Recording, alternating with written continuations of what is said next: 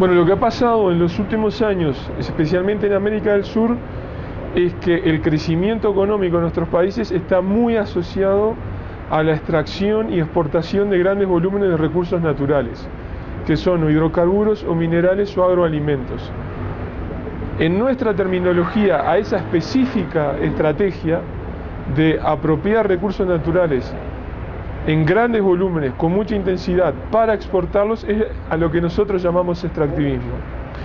Y ese tipo de extractivismo, cuando uno examina detenidamente, es la causa principal de buena parte de los impactos ambientales y muchos impactos sociales y económicos en el continente. Por ejemplo, ampliación de la frontera agropecuaria, contaminación de suelos y aguas, pérdida de biodiversidad, problema con recursos hídricos, etc. Ese es el gran factor a escala continental de los problemas que se viven en el continente. Por lo tanto, para abordar esa problemática es necesario buscar alternativas al extractivismo. Hay varias ideas que están en exploración y hay varios ejemplos prácticos, también, sobre todo a escala local. Algunas de las ideas que están en exploración tienen que ver con aproximaciones del ambientalismo que reconoce los derechos de la naturaleza. Otras ideas vienen con las propuestas de los años 60 y 70 de la convivencialidad, cómo convivir, un rescate de la idea de lo social en una vertiente comunitaria.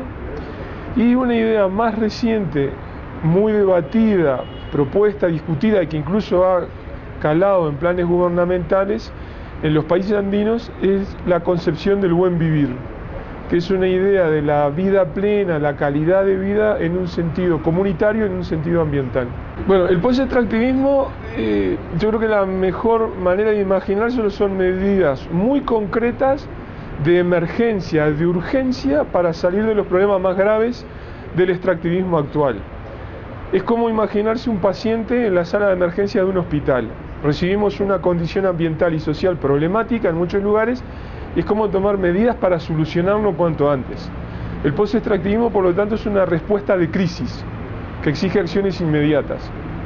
Ahora bien, ¿cómo orientar las reacciones inmediatas? ¿Cómo atender el paciente? Yo tengo que atenderlo de una manera de que me permita seguir avanzando en transformaciones de alternativas al desarrollo. Por lo tanto, estas medidas post-extractivas se orientan en un horizonte de cambio que nosotros colocamos en el buen vivir.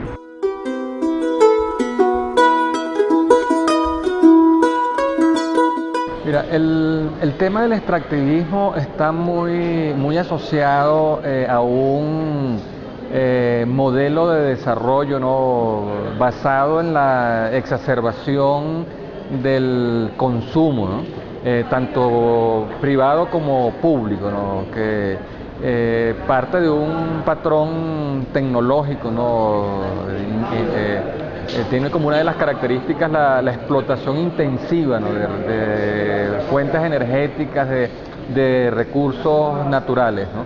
Y está muy asociado a esa idea que se nos ha vendido del desarrollo, ¿no?, como un proceso de crecimiento sin límites del Producto Interno Bruto, basado justamente en el aumento del consumo privado, ¿no?, en el aumento de cualquier cantidad de bienes que desechan, ¿no?, otros bienes que, aunque tengan vida útil, sencillamente son desplazados porque salió una nueva moda, salió un nuevo atributo, salió una nueva característica, y eso por supuesto lleva entonces a entrar en conflicto con una naturaleza que tiene límites, pues con una naturaleza que no tiene tampoco todos los recursos energéticos o de materias primas como para atender un crecimiento tan desenfrenado, tan ilimitado.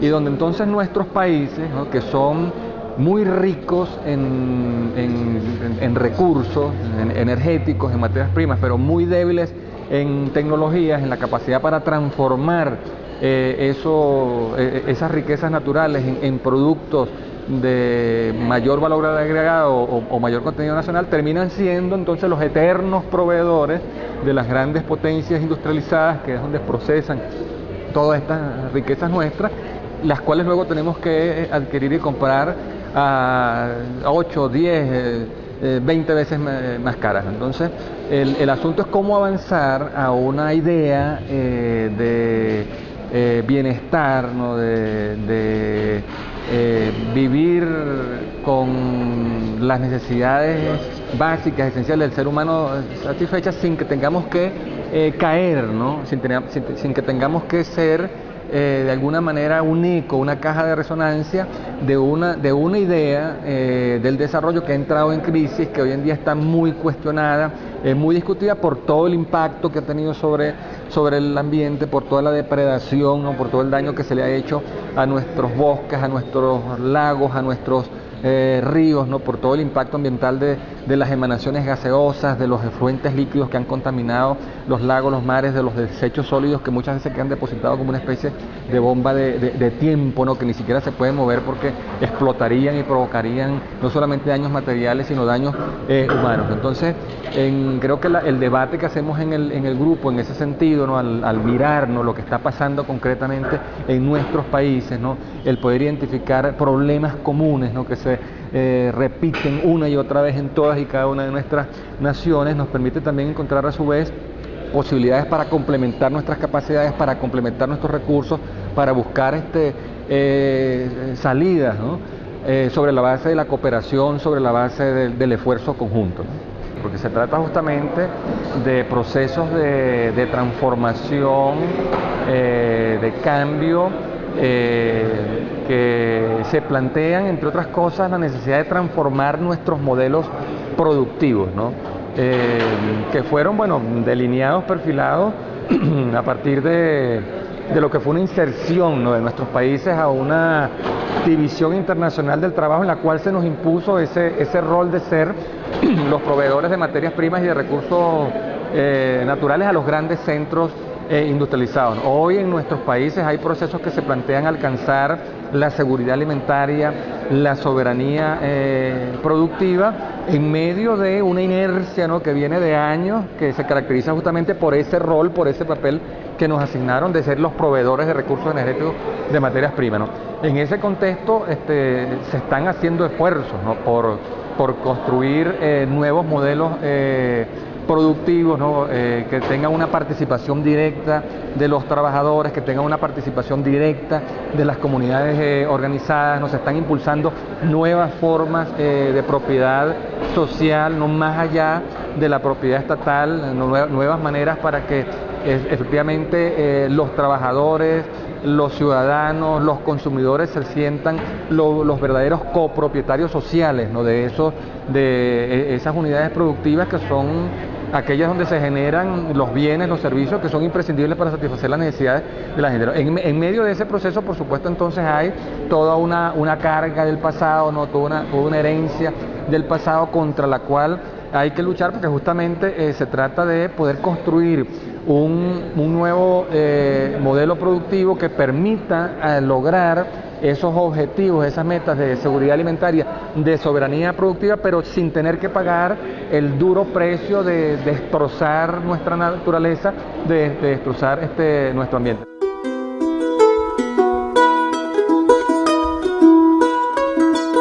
El grupo permanente lo que hace es recoger estos debates y estos momentos del proceso constituyente y va articulándolos con una serie de actores. Entonces, el grupo lo que hace es configurar un espacio en donde hay tanto investigadores e investigadoras, ¿no? De varias ramas, de varias tendencias, digamos, que se plantean la crítica al modelo de desarrollo y la crítica al sistema capitalista como tal, y también actores y actoras de organizaciones sociales que, digamos, que están dentro de estas luchas de crítica al modelo. Y en un primer momento había también compañeros y compañeras de los gobiernos, digamos, de Venezuela, de Ecuador y de Bolivia, que trabajaban estos temas o que se estaban planteando la radicalización al interior y la disputa al interior de los gobiernos. El grupo permanente lo que ha ido haciendo y lo que ha ido funcionando es, digamos, los principales debates es funcionar a partir de supuestos teóricos y de discusiones que hemos tenido políticas. En ese sentido hay una fuerte crítica al sistema capitalista, pero también a toda la división internacional del trabajo, digamos, que el sistema ha generado, y cómo en esa división internacional del trabajo, en donde hay un sur que exporta materias primas y riqueza hacia el norte, y el norte, por lo tanto, puede generar procesos de industrialización, de desarrollo, de construcción del estado de bienestar y de derechos a partir de la transferencia de valores, digamos, de valor y de riqueza desde el sur del mundo, a partir de nuestras materias primas, ¿no? Ese es un primer escenario de contextualización del debate. Pero por otro lado también el discurso del desarrollo como dispositivo que genera y construye hegemonía, digámoslo así, tiene otro tipo de componentes también. Es decir, hay toda una construcción del desarrollo en nuestros países en donde, digamos, se da por supuesto que hay unos países subdesarrollados, que vendría a ser el sur del mundo, y unos países desarrollados. Eso para nosotros es una visión colonial. Es decir, el debate en el grupo permanente articula tanto una crítica frontal y radical del sistema capitalista como una discusión sobre el tema de la colonialidad, la necesidad de descolonización. La tercera pata ahí que nosotros discutimos, digamos, es todo el debate sobre el patriarcado, es decir, el modelo de desarrollo del sistema capitalista necesita pues de la existencia de un trabajo que esté articulado a las cadenas de la vida y que permita la reproducción de la vida, ¿no es cierto?, en donde que además generalmente está a cargo de las mujeres, digamos, de nuestros países, y que además en este momento son las cuidadoras de los territorios y las que permiten la reproducción de esta base material, y sin embargo están en condiciones de subordinación, de violencia y demás. Ese es el contexto del debate del grupo permanente. Y claro, esto se reactualiza, porque lo que ha ocurrido en América Latina es que hay lo que llamamos nosotros un boom de las materias primas, es decir, los commodities, las materias primas que exportamos hacia el norte y hacia China, principalmente ahora tienen altos precios, solamente que es un mercado en donde ni controlamos el mercado, ni la división internacional, ni tampoco las condiciones de esa relación de intercambio, ni tampoco, obviamente, los precios. En este momento hay una oportunidad para la venta de commodities, de materias primas en el mundo, y eso ha significado para los países de América Latina fundamentalmente, ¿no?, todo un nuevo proceso de arremetida capitalista, de reconfiguración de territorios, de entrada de proyectos extractivistas a la región, minería, gas, carbón, avance de la frontera petrolera, y otra clave que vemos que es también un tipo de extractivismo que implica agroindustria, agronegocio, biocombustible. En ese sentido, digamos, tanto en esos tres países como en el caso de Colombia, digamos específicamente, hay una construcción y un tejido organizativo que no solamente plantea en la resistencia, sino también en la construcción de alternativas, ¿no? El grupo permanente discute, por lo tanto esta crítica frontal al concepto de desarrollo y al sistema, como las posibilidades de alternativas de diferentes clases.